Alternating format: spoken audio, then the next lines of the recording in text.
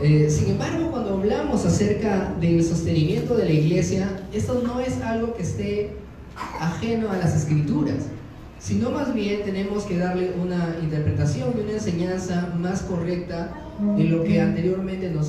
Así que en esta mañana quiero esta enseñanza con una perspectiva completamente distinta de lo que es el sostenimiento de la iglesia, de lo que son las finanzas eclesiásticas, o en términos más sencillos, de qué significa dar una ofrenda. Amén. Bien, para poder entender esto, nosotros anteriormente hemos tenido ya otras enseñanzas acerca de este tema, así que hay cosas que no vamos a repetir, o al menos no en gran detalle como lo hicimos en la clase de finanzas en la Rinconada cuando estábamos todavía allá, o como lo hizo nuestro hermano Alex hace un par de meses también, que fue un gran sermón acerca de finanzas.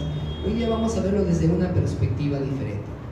Para esto vamos a dividirlo en 4 puntos. El primer punto es acerca de la promesa del Evangelio universal.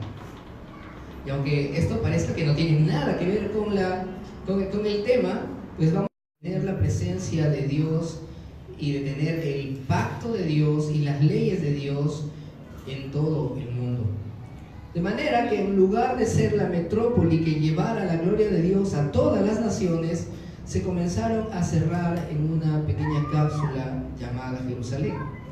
Tanto así que ni siquiera con sus vecinos de Samaria compartían las leyes, ¿no? ¿Recuerdan ese encuentro que tuvo la mujer samaritana con Jesús? Y cuando la mujer le dice, ¿y dónde es que nosotros tenemos que adorar? Los judíos dicen que hay en Jerusalén, nosotros decimos que acá en el otro monte.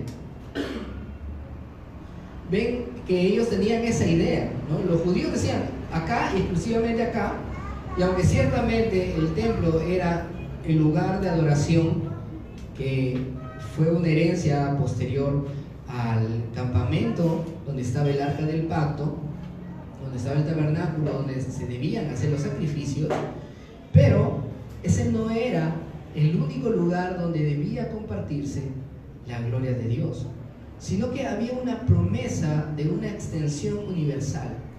Y para esto quisiera que vayamos a el pequeño libro del profeta Habacuc, capítulo 2, verso 14, y que leamos este versículo de una manera diferente, si es que ya la habían leído anteriormente.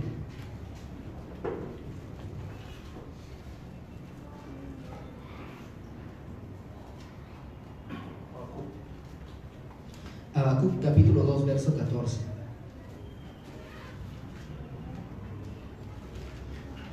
Quizá muchos en sus iglesias anteriores han cantado la cosecha, ¿no?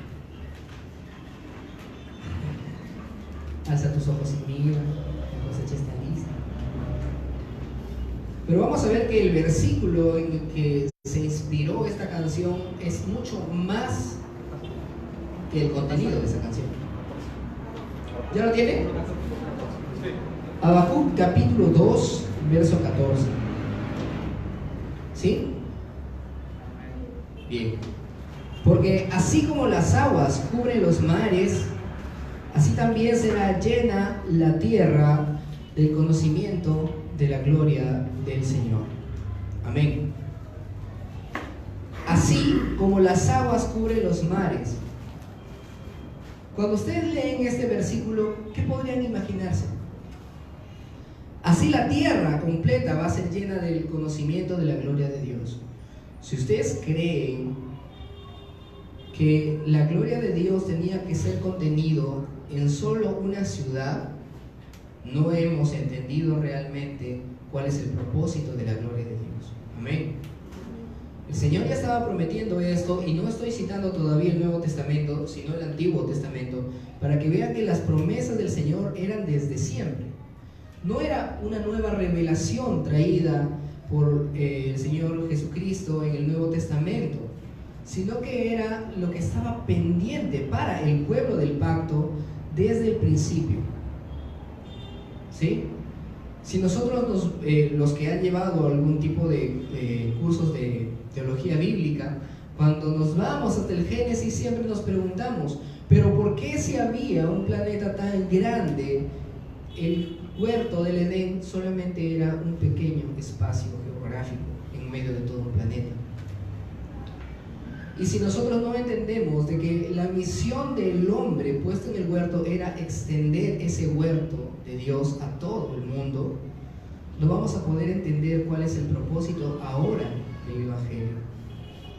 El Señor siempre tuvo esa intención en su corazón, de que su gloria a través de nosotros, los que somos hechos a su imagen y semejanza, se extienda cada vez más hasta cubrir completamente la tierra. Amén. Ahora la pregunta es, ¿ustedes creen que ya por fin cumplimos con esa misión? ¿El pueblo de Israel cumplió con esa misión? No.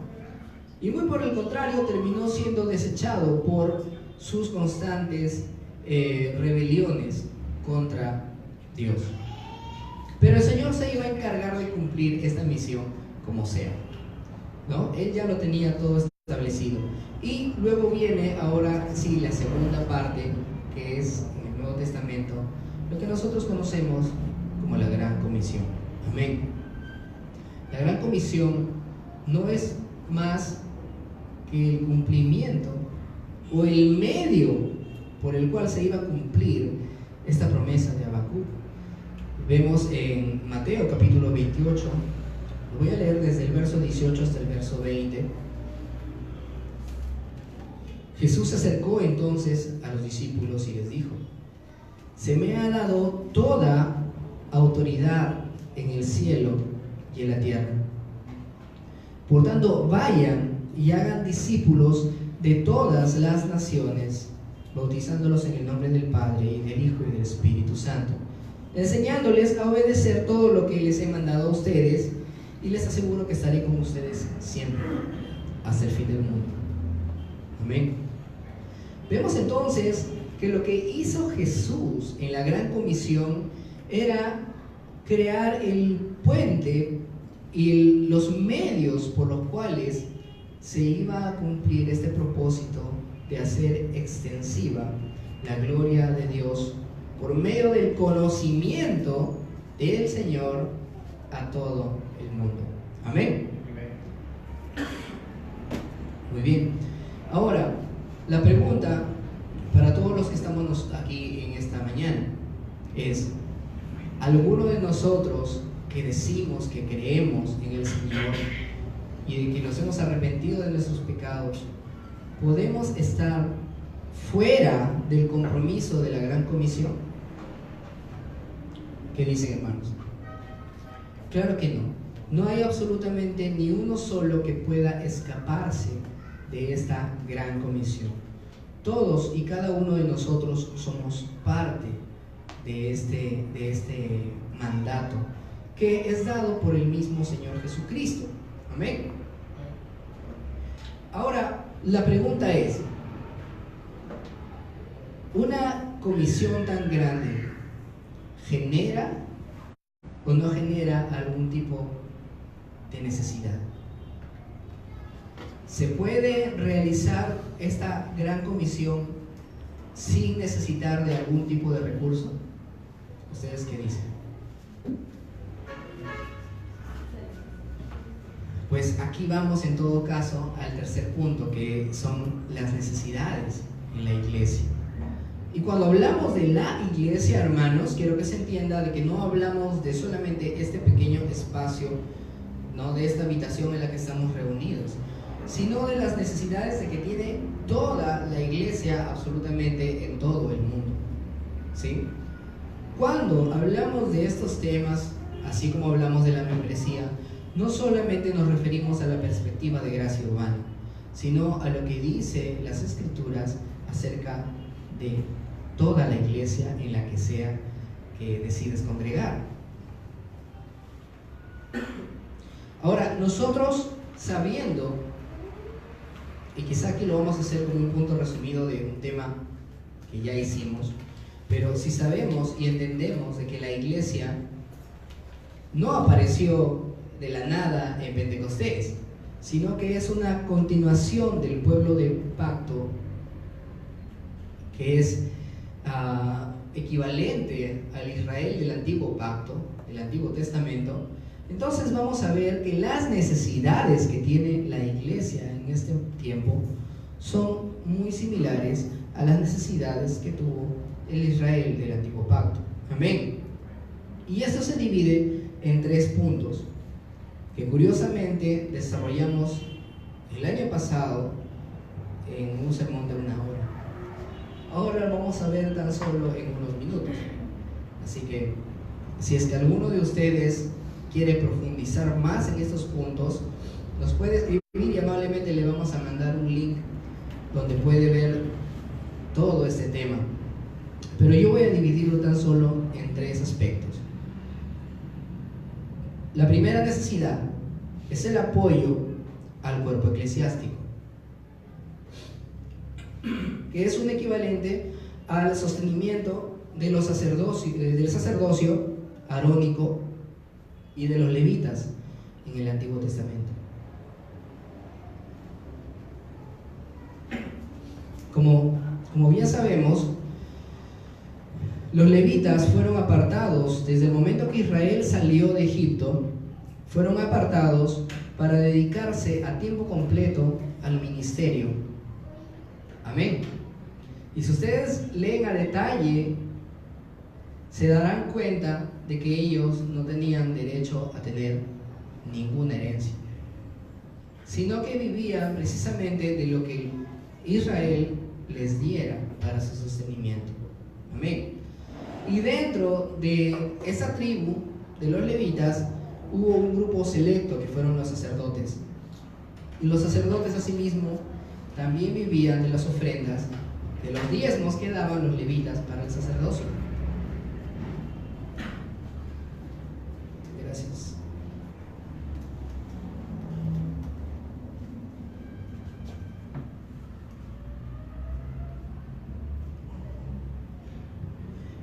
En este tiempo, si hacemos una equivalencia, ustedes lo van a ver desde el libro de Hechos hasta lo que hemos leído hace un momento en Filipenses, que por cierto ya terminamos la carta a Filipenses. Los apóstoles también eran sostenidos por la iglesia. Amén. Y aunque el caso excepcional de Pablo, él decía que trabajaba para no ser carga, sin embargo también reclamaba anteriormente en la primera carta a los Corintios sus derechos como apóstol. Y decía, ¿no?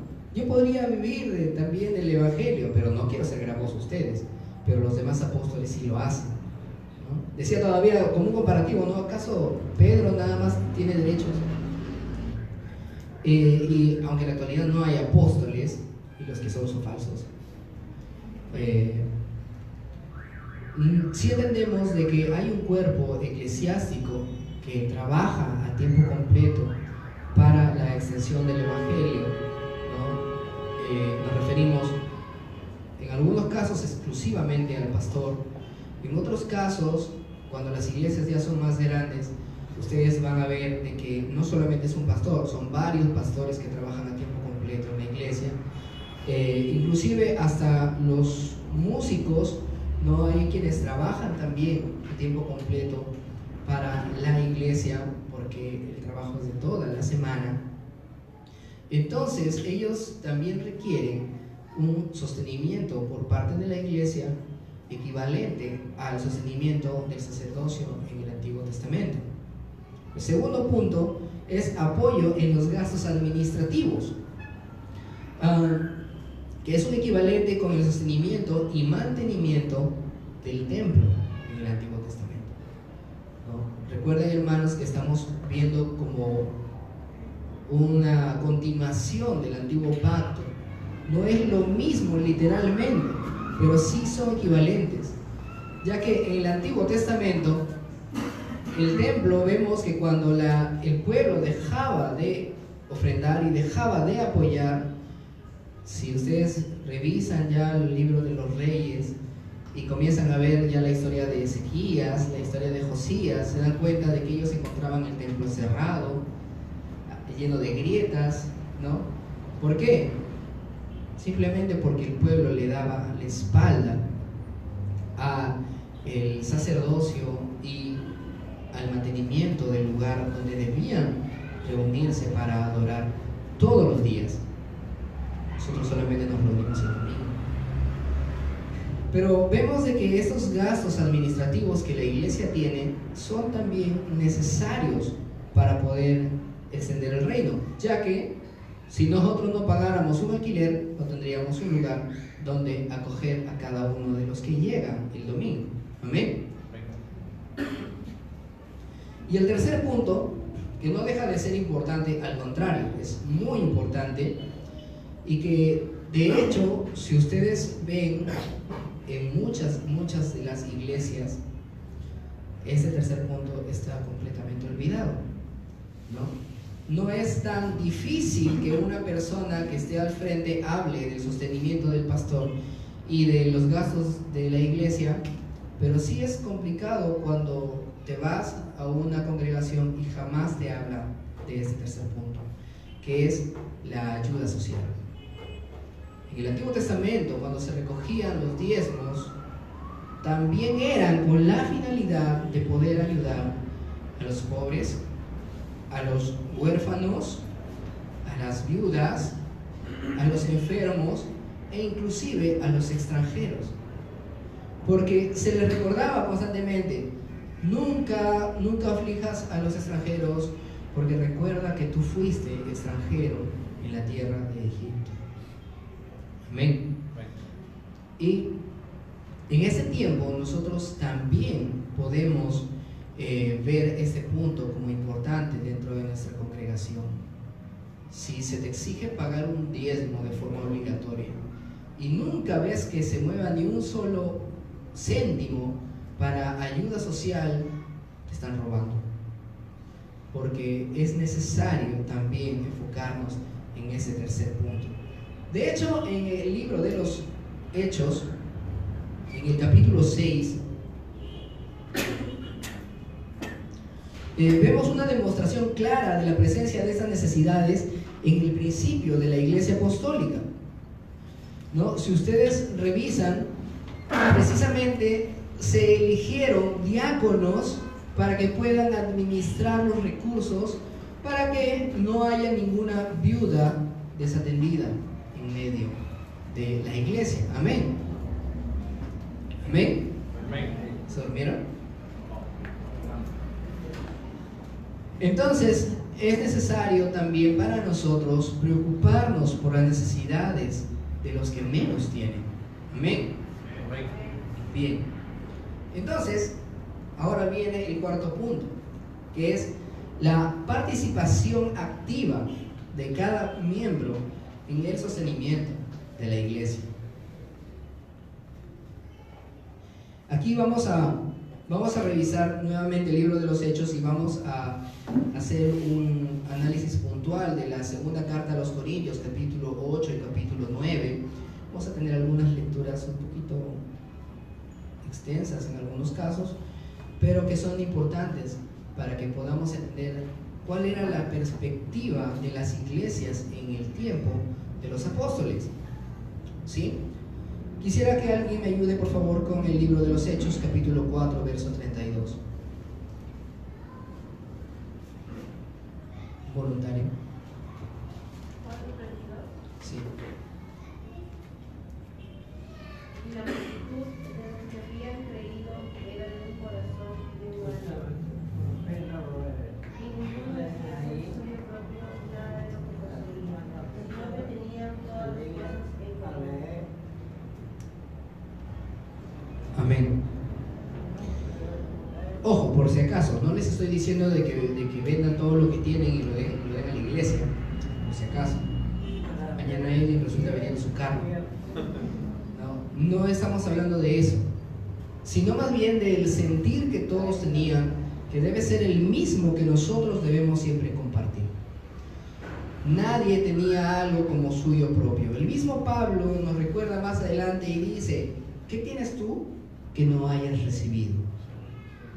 Si entendemos de que nuestro trabajo, nuestra casa, nuestras cosas que están en ella, Si es que tiene carro, nuestro carro, y nuestra vida misma se la debemos al Señor. Amén. Amén. El que se entregó por completo a nosotros.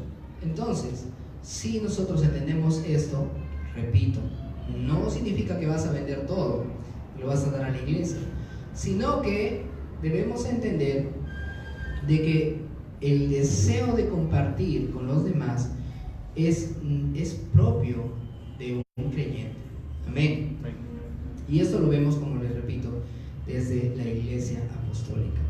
Si nosotros cerramos nuestras manos a alguna necesidad que tenga la iglesia, cuando me refiero a la iglesia, me refiero al aspecto administrativo como al aspecto humano, algunos de nuestros hermanos pasando necesidad y nosotros solamente cerramos la mano, probablemente no seamos creyentes. Amén.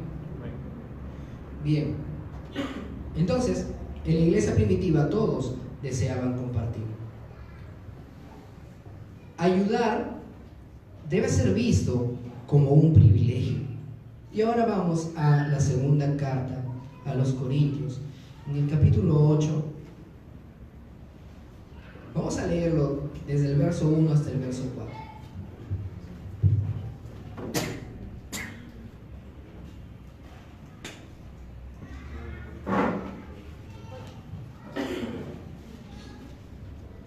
Y vamos a ver lo que relata el apóstol Pablo, y dice: ahora, hermanos, queremos que se enteren de la gracia que Dios ha dado a las iglesias de Macedonia.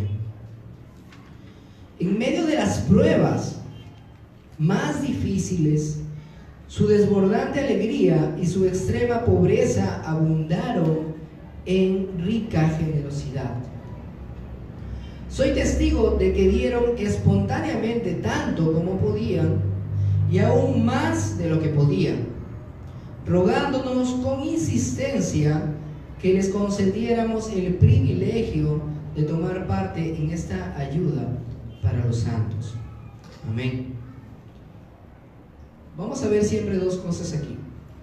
Una, por el lado de los que están a cargo de la administración. Si ven que alguien está en necesidad, no le vamos a demandar más de lo que pueda. El mismo Pablo da a entender de que él no quería recibir la ayuda de los macedonios, ¿no? De los filipenses, que ya hemos leído, ¿no? Precisamente esa descripción que hizo el hermano Edwin en el momento de la lectura a los filipenses es de esto mismo de lo que está hablando Pablo aquí, ¿no? Pablo prácticamente rechazándoles, ¿no? Diciéndoles: ustedes no tienen nada, están en aflicción, ¿cómo es que quieren colaborar? Sin embargo, ellos mismos diciendo, ¿no? Rogando que se les permita participar en este privilegio que era ayudar a los santos.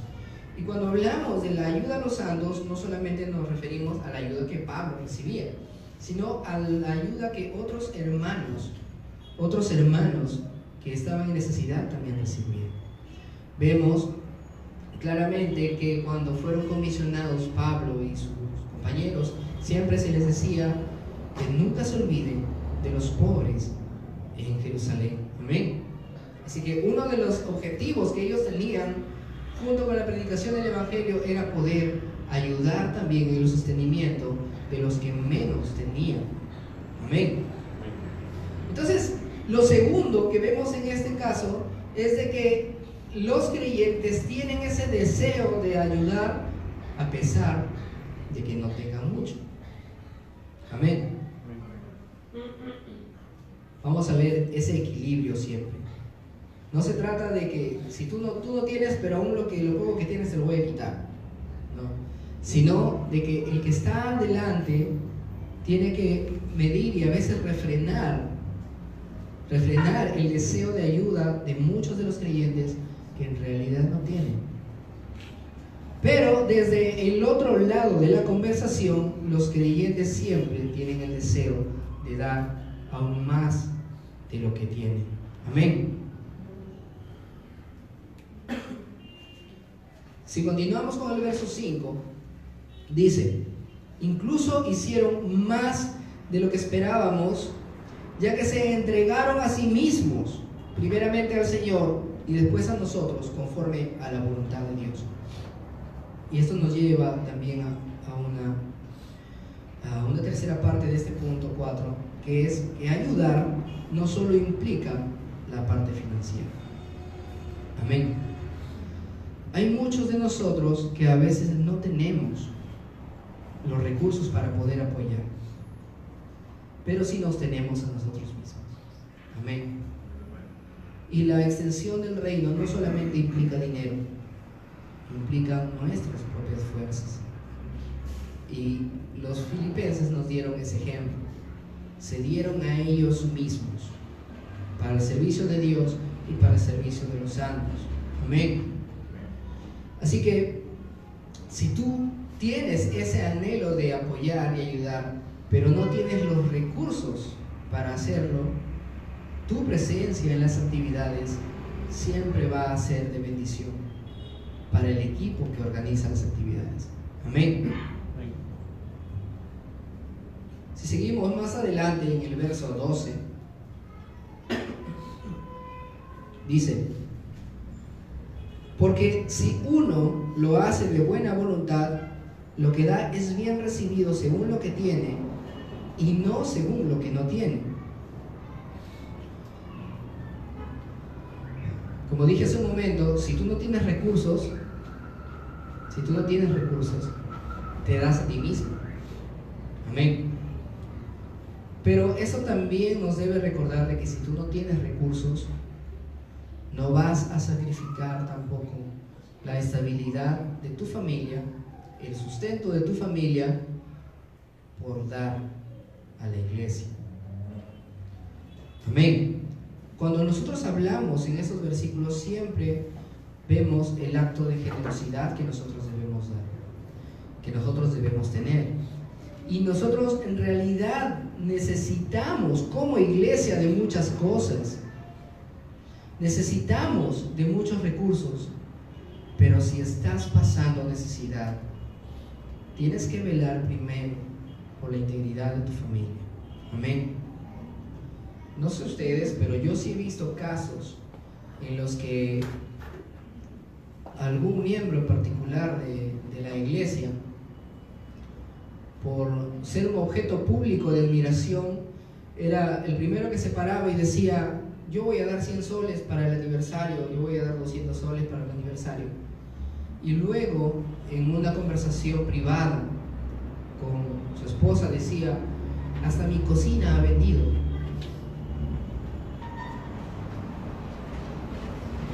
Al menos particularmente he vivido un caso así de cerca en mi ex iglesia.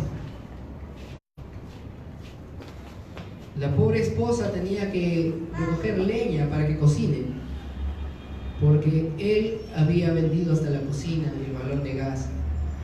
Pero en la iglesia era el primero que decía: yo doy. Y todo era nada más para guardar una apariencia, una admiración dentro de la iglesia. Y eso es completamente equivocado. Y la Biblia misma lo dice: aquel que no aporta para su propia casa ha negado la fe y es peor que un incrédulo. Así que, hermanos, a pesar de que necesitamos de ustedes para el sostenimiento de la iglesia, nunca pongas en riesgo a tu familia por causa de la iglesia. Amén. Amén. Tu casa debe ser una prioridad. Por eso es que Pablo aclara y dice: si uno lo hace de buena voluntad, lo que da es bien recibido, pero según lo que tiene y no según lo que no tiene. Entonces, nosotros que estamos aquí adelante también nos vamos a asegurar de que si tú estás dando lo que le corresponde a tus hijos, no te lo vamos a recibir.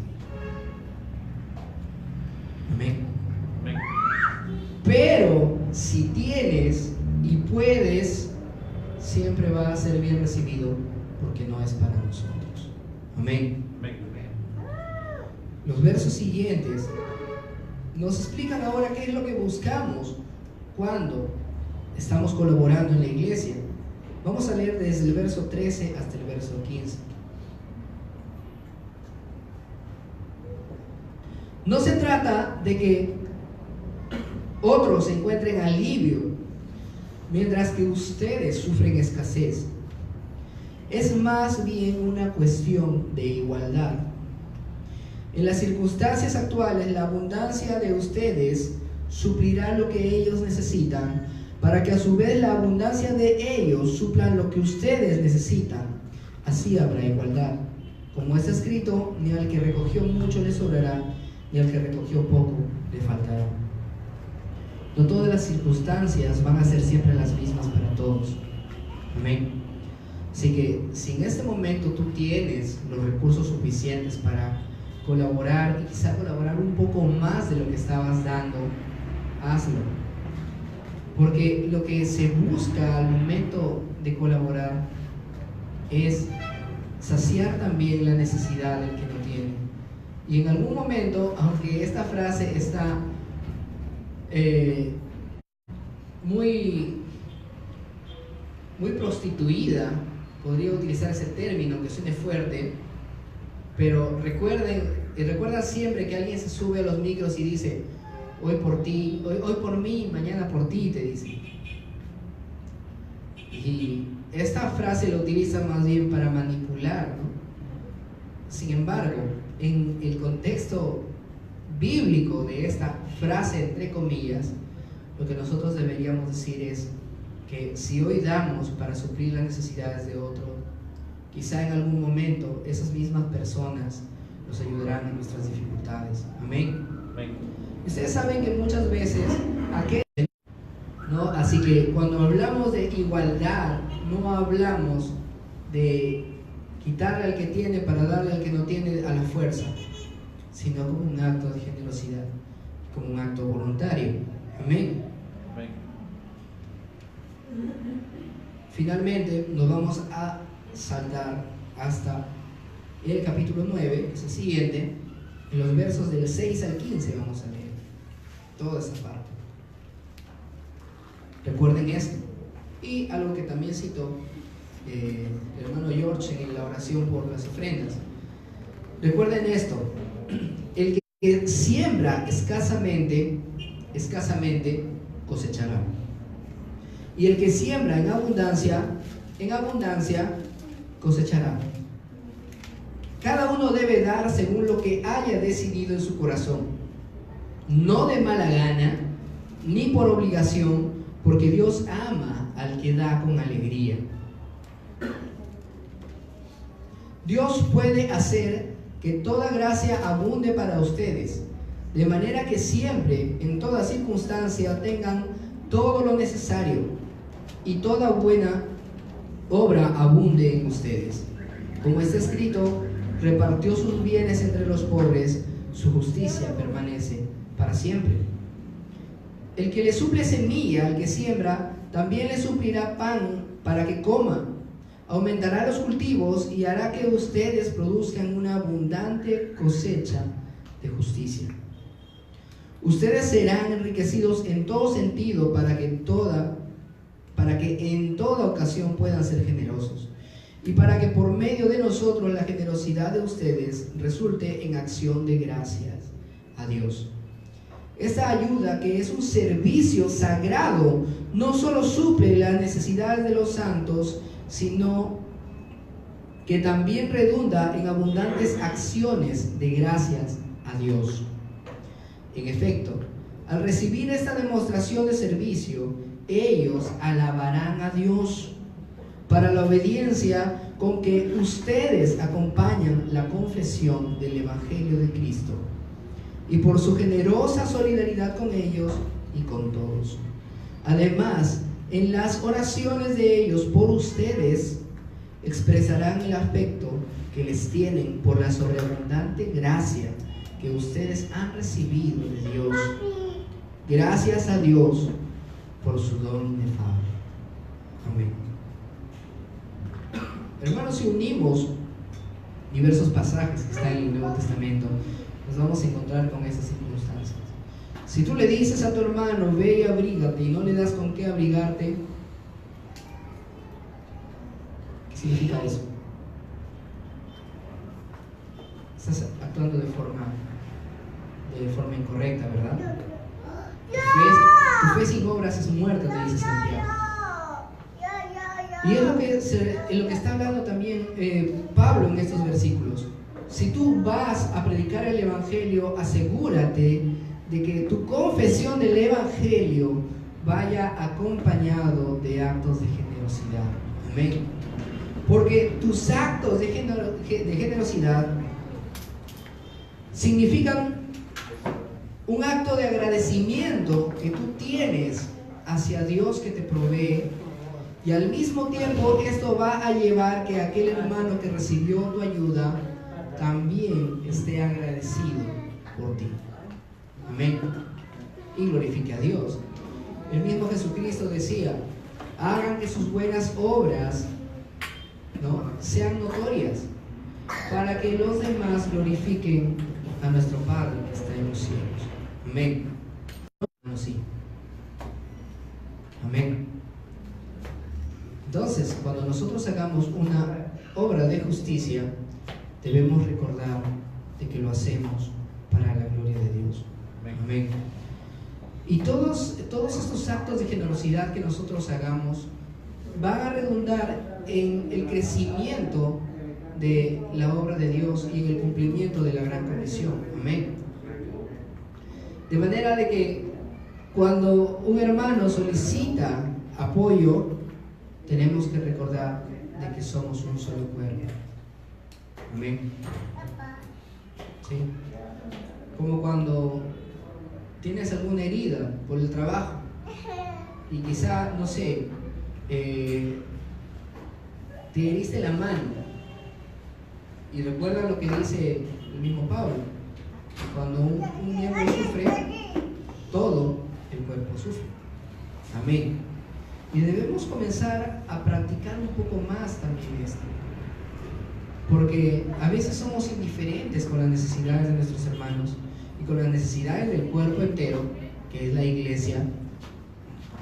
Y si ustedes se dan cuenta, si hablamos con términos seculares, ustedes suelen ser, todos, yo también, nosotros solemos ser indiferentes con aquellas cosas que simplemente no nos cuestan.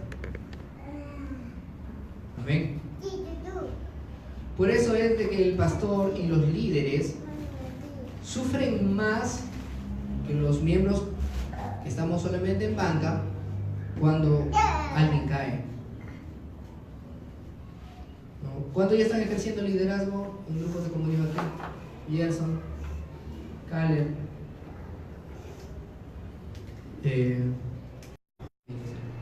estamos invirtiendo tiempo en ellos. Y como el pastor siempre nos dijera, si nosotros tenemos algún fracaso, es su fracaso.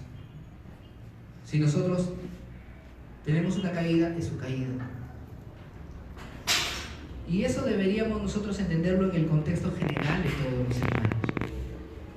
Cuando un hermano sufre y nosotros somos indiferentes, es porque simplemente nunca hemos hecho nada por ese hermano. Pero cuando tú empiezas a tener comunión con alguien y estás dispuesto a apoyarlo incondicionalmente, cuando ese hermano pasa aflicción, tú sientes su aflicción. Amén. Y creo que ya varios lo han experimentado, ¿no? Sobre todo en los grupos de comunión, ¿no? Cuando saben que estamos compartiendo con hermanos, o algunos que tienen el mismo trabajo, ¿no? Y compartimos tiempo con esos hermanos o amigos, y alguno de ellos tiene algún problema, tiene alguna aflicción, y los demás están también sufriendo por ello. Amén. Porque pasamos e invertimos tiempo con ellos. Y es así como nosotros debemos sentirlo con todos los hermanos. ¿Quieres sentir la aflicción de tu hermano? Invierte en él. Invierte tiempo, invierte tus recursos. Sientes que hay un hermano por ahí que en realidad eres indiferente con lo que pase, invítalo a comer. Conversa con él. Convive con él y verás cómo empiezas a sentir una afinidad con ese hermano. Amén. Pero si te mantienes aislado de todos los demás hermanos, nunca vas a sentir nada por ellos. Amén. Amén. Entonces, cuando hablamos del sostenimiento de la iglesia, hablamos de un aspecto más grande que simplemente dar tu ofrenda. Es fácil dar una ofrenda en realidad, ¿no? Separas, llega tu sueldo, separas un 10%, un 15%, lo que hayas destinado, lo doy y chao. Qué sencillo que es eso. Pero en realidad, ¿sufres con tus hermanos? ¿En realidad te dueles con el dolor de tus hermanos? ¿En realidad lo das porque sabes que la iglesia lo necesita? ¿O te has acostumbrado a darlo nada más como parte de un compromiso que hiciste y nada más? Cuando hablamos del sostenimiento de la iglesia, hablamos del sostenimiento de cada uno de los miembros también. Hablamos de apoyar a los que están dando su vida por nosotros al frente, los que están dando de su tiempo para que todos crezcamos y nos edifiquemos. Hablamos de apoyar en los gastos del lugar donde nos reunimos, porque es necesario. Como dijeron en economía, es un mal necesario. Y también hablamos de sostenernos los unos a los otros. Amén. Ya saben, no solamente de forma financiera, sino también dándonos a nosotros mismos. Amén. Amén. Entonces, retomando el punto de origen, y el dinero en sí. Así que vamos a ponernos de pie y vamos a orar para terminar.